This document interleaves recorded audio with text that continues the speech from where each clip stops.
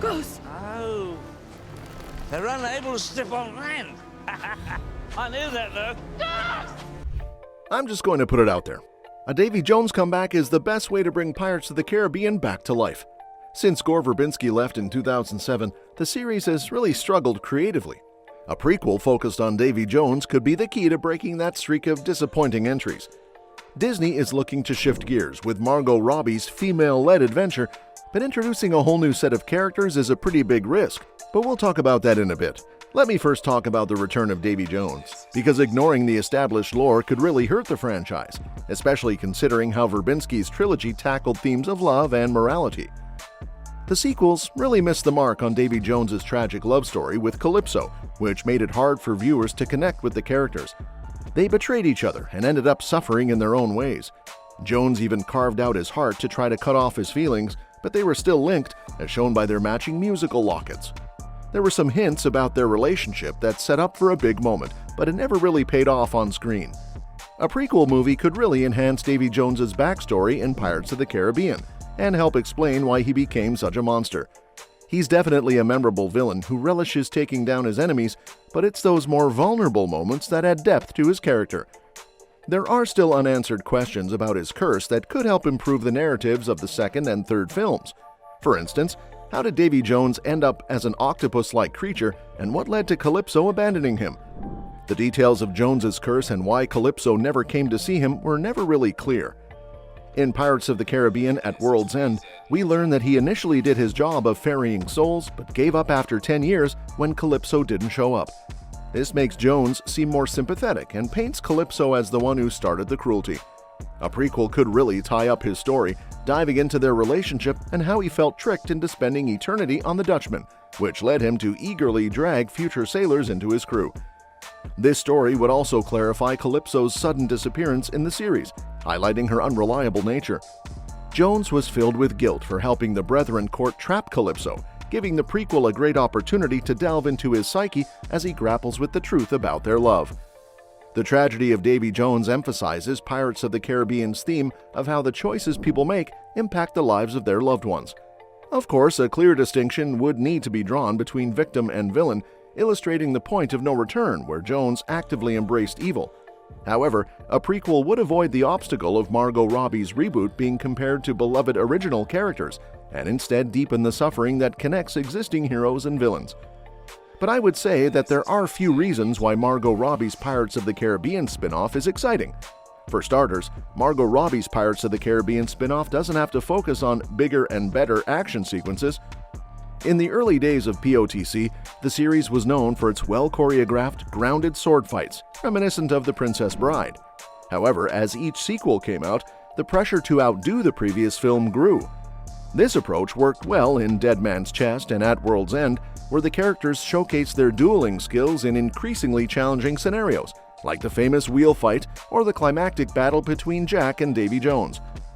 Unfortunately, the action in On Stranger Tides and Dead Men Tell No Tales felt less inspired, often relying on quick cuts that obscured the sword fighting and focusing on one big spectacle to try to top what came before. But with Robbie's spin-off, there's more freedom to break away from the formula of the earlier films.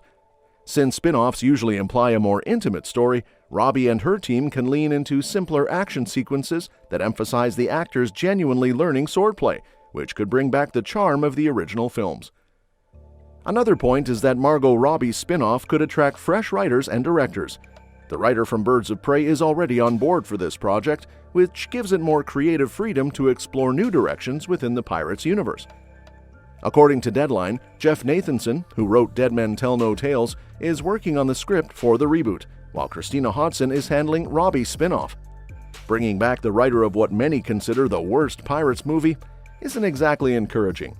However, Hodson's collaboration with Robbie does present a challenge that the movie will need to navigate. Even though Birds of Prey didn't do great at the box office, it still received some decent reviews, which makes Hodson a more promising choice for this project.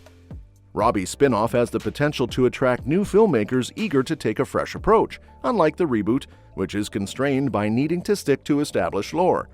Plus, Robbie has a solid track record of working with acclaimed directors, which could entice them to join the Pirates franchise for another chance to collaborate.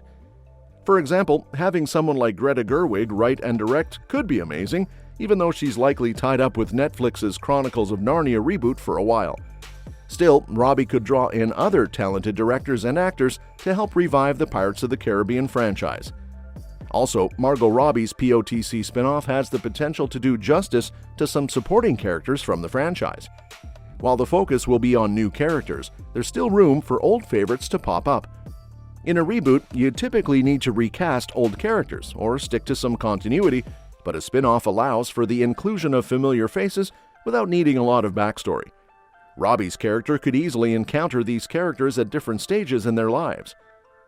One of the standout supporting characters is Zoe Saldana's Ana Maria, who had a lot of untapped potential but left the franchise due to a tough filming experience before her character was fully developed.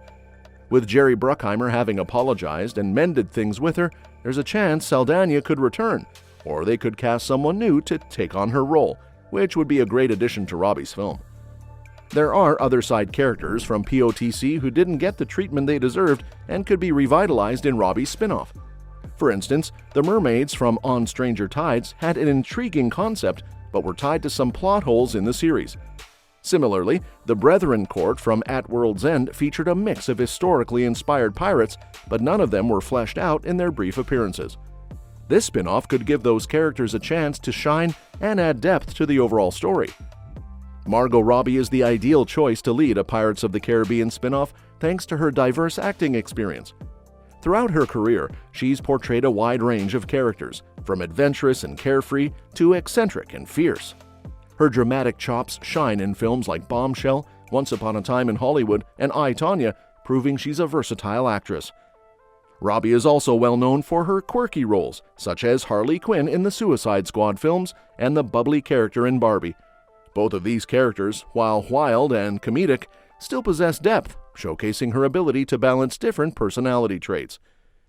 With her unique blend of experience, Robbie has everything she needs to create a new lead for Pirates of the Caribbean, who could not only stand alongside Captain Jack Sparrow, but potentially surpass him. By drawing from the personalities of her past roles, she could craft a character that captures the comedic spirit of the franchise while also being smart and adventure-ready. Plus, with 2 Oscar nominations under her belt, any film she's part of is bound to attract attention. So what do you think? Do you think a POTC should focus on Davy Jones's backstory or Margot Robbie's Pirates of the Caribbean spin-off to bring the franchise back alive? Let me know in the comments section. Subscribe to the channel to get updated regularly with the latest update. Thanks for watching the video, and we'll see you at the next one.